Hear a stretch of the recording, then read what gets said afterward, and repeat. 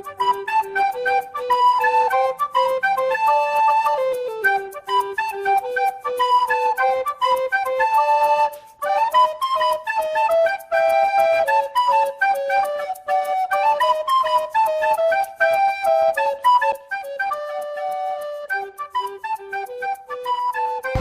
semuanya, perkenalkan nama saya Aloysius Joko Susilo dari Pendidikan IPA Konsentrasi Biologi 2023.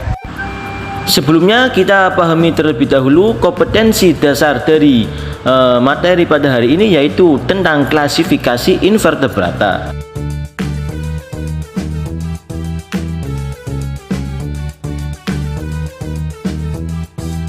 Nah, siswa yang budiman, marilah kita sejenak bersama-sama menyaksikan tayangan SpongeBob berikut ini.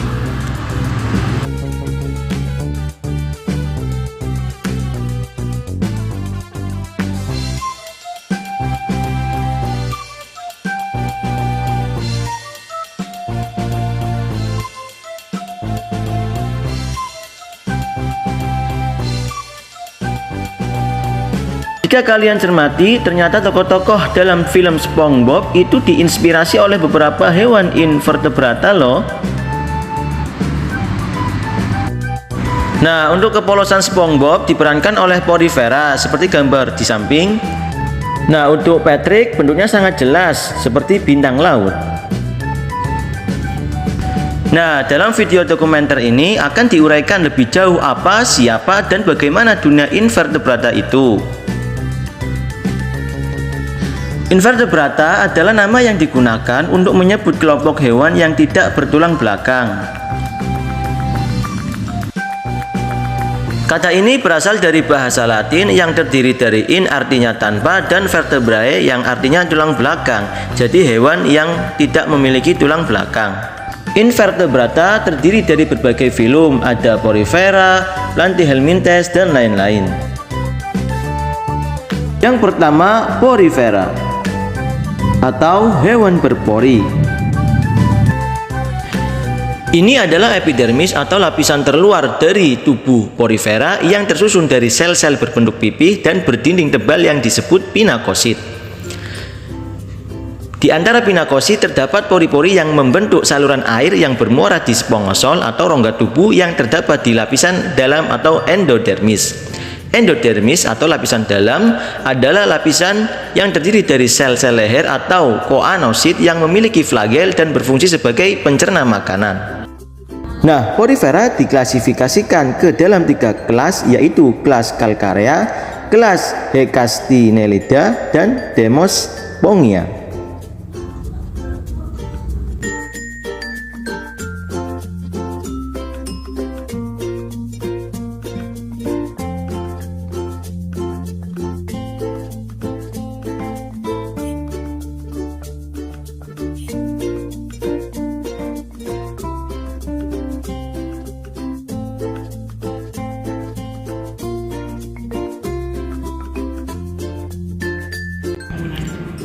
Siklus hidup Porifera. Porifera dapat berkembang biak secara vegetatif atau aseksual dan generatif atau seksual.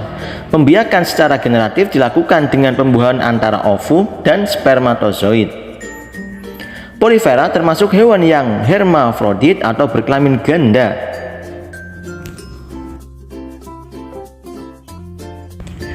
Porifera merupakan hewan penyusun terumbu karang atau koral, sehingga memiliki fungsi ekologis yang penting bagi ekosistem perairan laut. Porifera dapat berkembang biak secara vegetatif atau aseksual dan generatif atau seksual.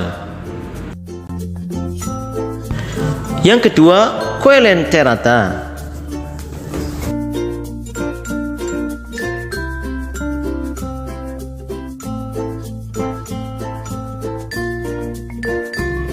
Berikut adalah beberapa ciri-ciri dari Coelenterata. Coelenterata memiliki bentuk tubuh simetri radial. Habitat di perairan tawar atau laut. Diplobalstik atau tubuh terdiri dari 2 jaringan, memiliki rongga tubuh yang digunakan sebagai usus. Memiliki dua tipe tubuh, yang pertama tipe polip dan yang kedua tipe medusa.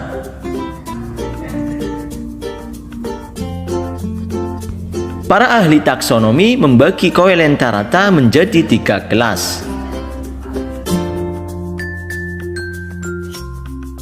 Pertama, Scyphozoa. Kedua, Hydrozoa. Ketiga, Anthozoa. Coelenterata bereproduksi secara generatif atau seksual maupun vegetatif atau aseksual. Coelenterata berkembang biak secara aseksual dengan membentuk kuncup atau tunas yang menempel pada hewan induknya, yaitu pada kakinya, dan akan membesar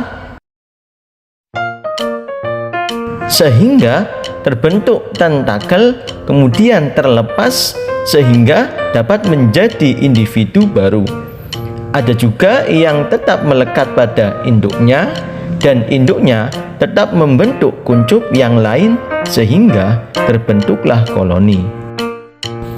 Coelenterata dapat juga berkembang biak secara seksual, yaitu dengan peleburan sel sperma dengan sel ovum atau telur yang terjadi pada fase medusa. Letak testis di dekat tentakel, sedangkan ovarium dekat kaki.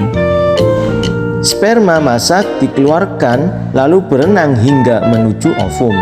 Ovum yang dibuahi akan membuat zigot. Mula-mula zigot tumbuh ovarium hingga menjadi larva. Larva bersilia berenang meninggalkan induk dan membentuk polip di dasar perairan. Selanjutnya, peranan Coelenterata.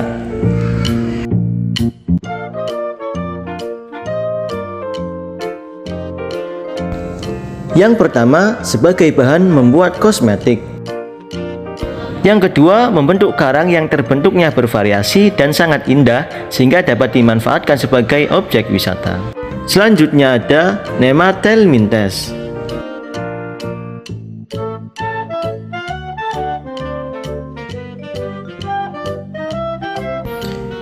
Berikut ciri-ciri Nemathelminthes. Termasuk jenis hewan triploblastik, mempunyai sistem pencernaan lengkap, jenis jantan dan betina terpisah atau gonokoris.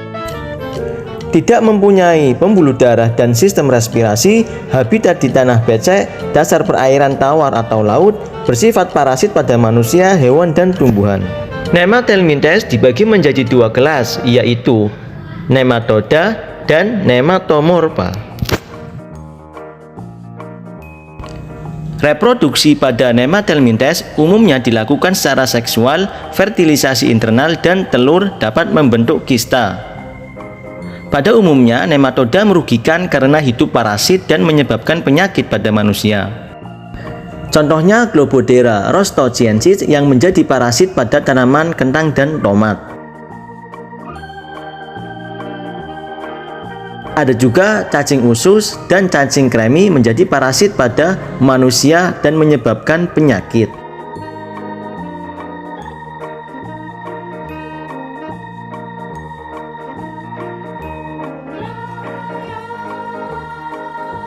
Selanjutnya ada Platyhelminthes.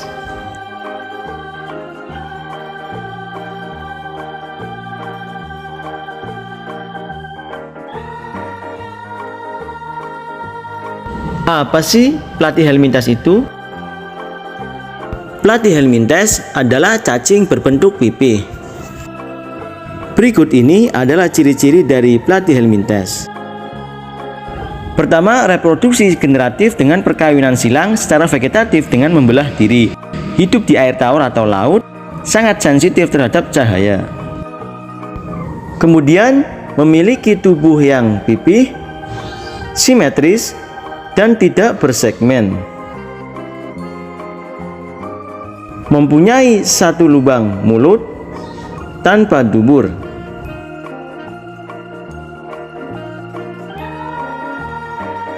Hidup sebagai parasit, tetapi juga ada yang hidup bebas.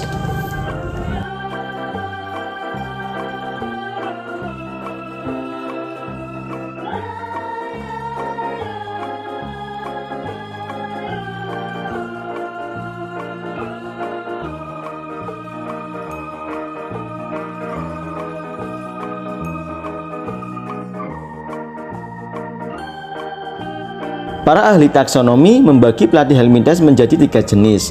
Pertama, Turbellaria atau cacing rambut getar. Yang kedua, Trematoda atau cacing ngisap. Yang ketiga, Cestoda atau cacing pita. Platyhelminthes ada yang hidup di air tawar, air laut, atau tempat yang lembab dengan cara memakan sisa-sisa organisme dan tumbuhan atau hewan kecil. Namun, ada pula yang hidup sebagai ektoparasit dengan memakan lendir dan sel-sel di permukaan tubuh inang. Platyhelminthes menimbulkan penyakit pada manusia dan hewan, salah satunya yaitu skistosoma yang menyebabkan skistosomiasis. Selanjutnya, Annelida. Ciri-ciri Annelida yang pertama, yang kedua, yang ketiga, yang keempat, yang kelima, yang keenam, yang ketujuh. Annelida dapat diklasifikasikan menjadi 3. Pertama, Polychaeta, contohnya cacing kipas. Yang kedua, Oligochaeta, contohnya cacing tanah. Yang ketiga, Hirudinea, contohnya pacet dan lintah. Reproduksi Annelida.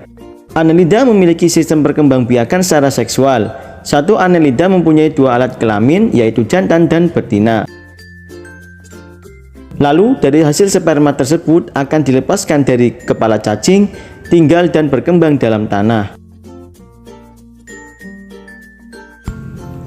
Berikut ini peran Annelida dalam kehidupan sehari-hari.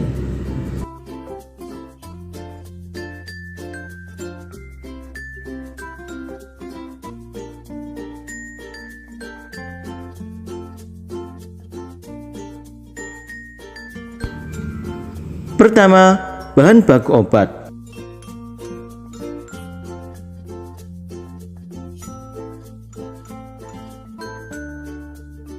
Cacing tanah dipercaya dapat meredakan demam, menurunkan tekanan darah, menyembuhkan bronkitis, reumatik sendi, sakit gigi. Kedua, bahan baku kosmetik.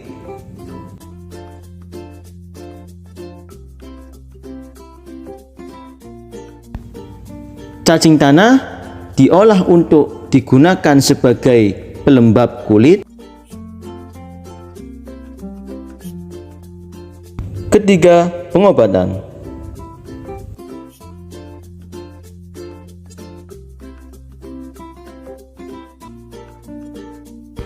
Lintah digunakan untuk membersihkan nanah pada luka yang telah terinfeksi. Keempat, penyakit.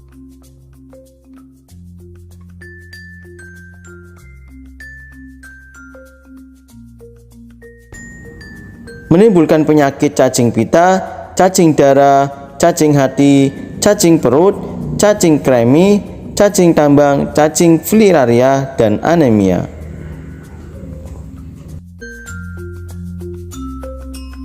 Selanjutnya, moluska.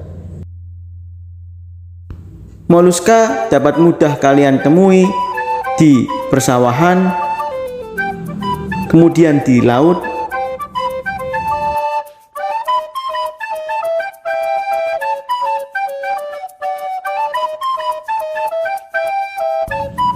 Moluska memiliki ciri-ciri sebagai berikut.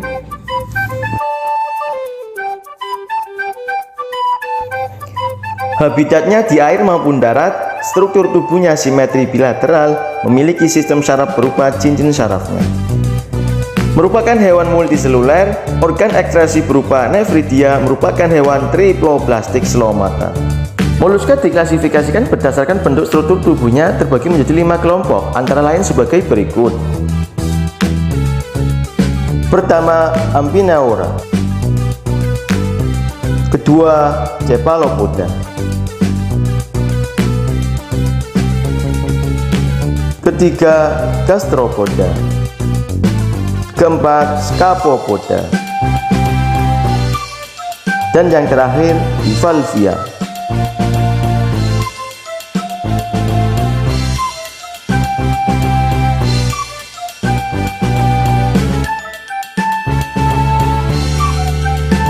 Moluska merupakan hewan hermaprodit, yaitu memiliki alat kelamin jantan dan betina dalam satu individu atau berumah satu.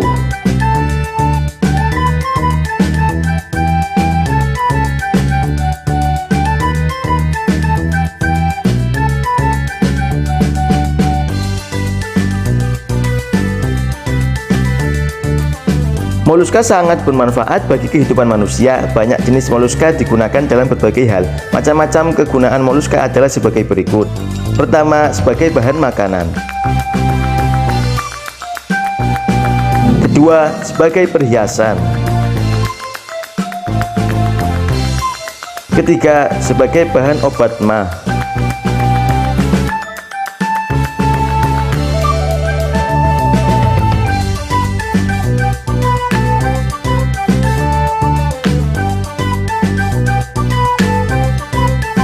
Selanjutnya, Arthropoda. Arthropoda memiliki ciri-ciri sebagai berikut.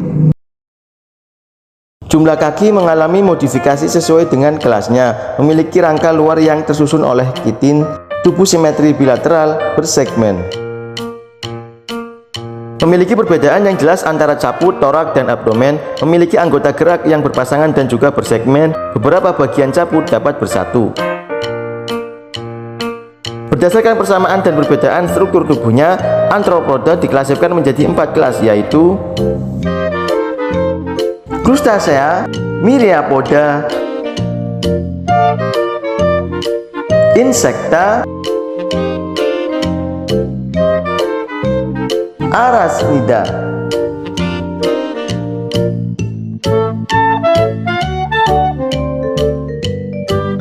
Arthropoda berproduksi secara generatif. Reproduksi arthropoda dapat terjadi melalui perkawinan atau kopulasi dan partenogenesis. Partogenesis adalah pembentukan individu baru tanpa melalui pembuahan.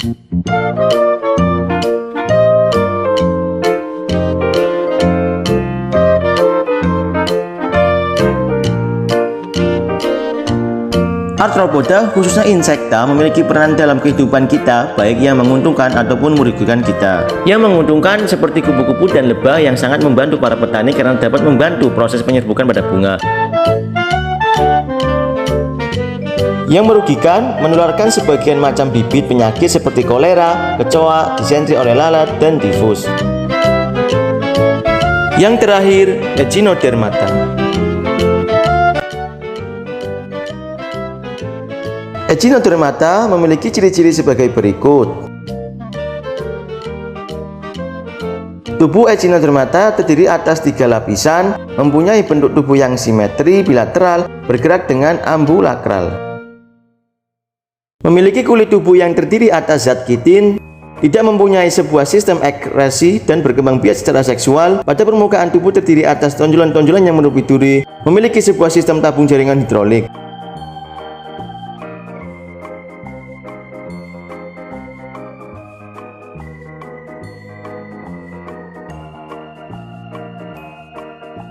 Pertama, Asteroidea.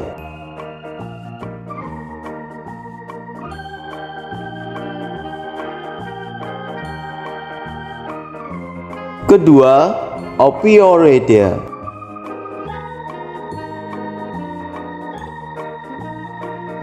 Ketiga, Echinoidea. Keempat, Crinoidea.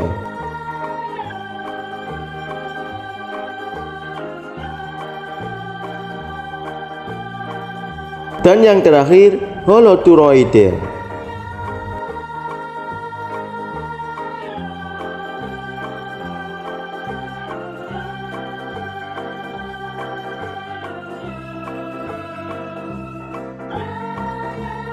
Echinodermata bereproduksi secara aseksual dengan pembelahan fiksi, yaitu penyekatan dan pemisahan pisit pusat. Kemudian masing-masing bagian tubuh yang dipisahkan melakukan regenerasi menjadi individu yang lengkap. Pembuahan terjadi secara eksternal yang akan menghasilkan larva berbentuk simetri bilateral. Kemudian larva tersebut turun ke substrat dan bermetamorfosis menjadi individu yang berbentuk simetri radial. Beberapa spesies ada yang mengerami telurnya.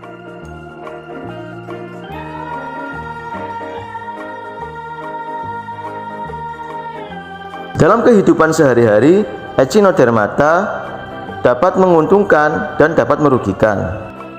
Peran menguntungkan seperti bulu babi dapat diambil gonadnya untuk dikonsumsi. Holoturia atau mentimun laut diperdagangkan sebagai teripang kering atau kerupuk keteripang. Adapun peran merugikannya, bintang laut sering memakan kerang mutiara di tempat budidaya kerang mutiara.